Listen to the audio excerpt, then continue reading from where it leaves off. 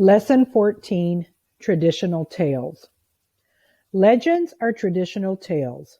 That means these stories have been passed down from earlier generations. Legends describe incredible events and may be based somewhat on historical figures.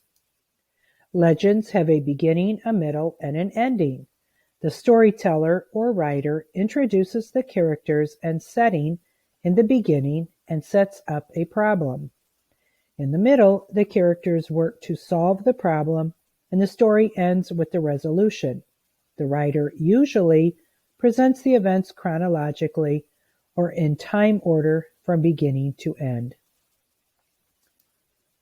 Follow along and listen as I read The Sword in the Stone.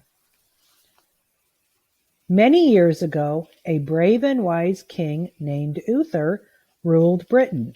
Uther desperately wanted a child, an heir to the throne, but he had none. He struck a deal with the wizard Merlin, but there was a steep price to be paid. Merlin required Uther to turn over to his care any child born. Soon thereafter, a son was born to Uther and his queen. As Uther had promised, the baby Arthur was delivered to Merlin. Merlin had future plans for this royal infant. This is the beginning of the legend. Where and when does the story take place?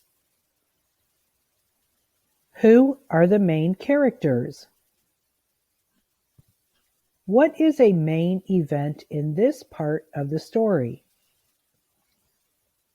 Let's read on to learn the problem. After Arthur was born, Merlin sent him to be raised at the castle of Sir Ector. There Arthur was raised alongside Sir Ector's son Kay. No one was aware of Arthur's royal background. The boy was teased and taunted and looked down upon by his adoptive family. A few years passed and Uther became ill. He died shortly after, and with no heir to the throne, Britain fell into chaos. Many barons and lords struggled to seize control of the kingdom without success. What is the problem in the story?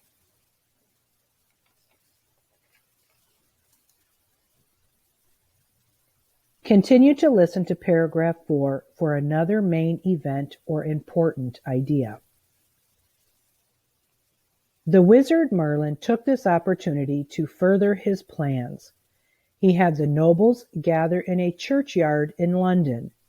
In the churchyard stood a large stone upon which sat an anvil.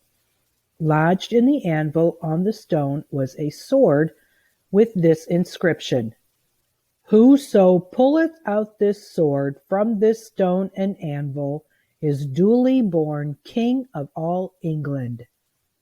The nobles attempted to draw the sword from the stone, but no one could budge it.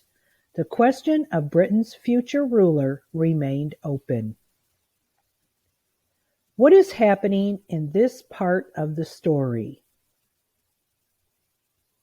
Let's read the rest of the story to learn how the problem is solved.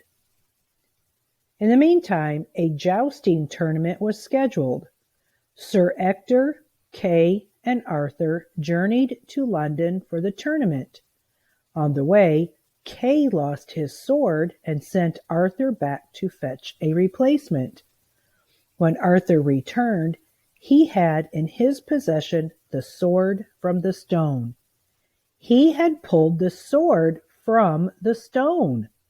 The nobles grumbled at the thought of being ruled by a boy, but they could not argue with the symbol of the sword. Arthur was crowned king and proved to be a wise and just ruler, as his father had been before him. How is the problem resolved at the end of the story? Remember, legends are about the great deeds of a hero. Legends may be based on facts, but they are not completely true. People in a legend might not have done what the story of the legend relates. This legend is about King Arthur.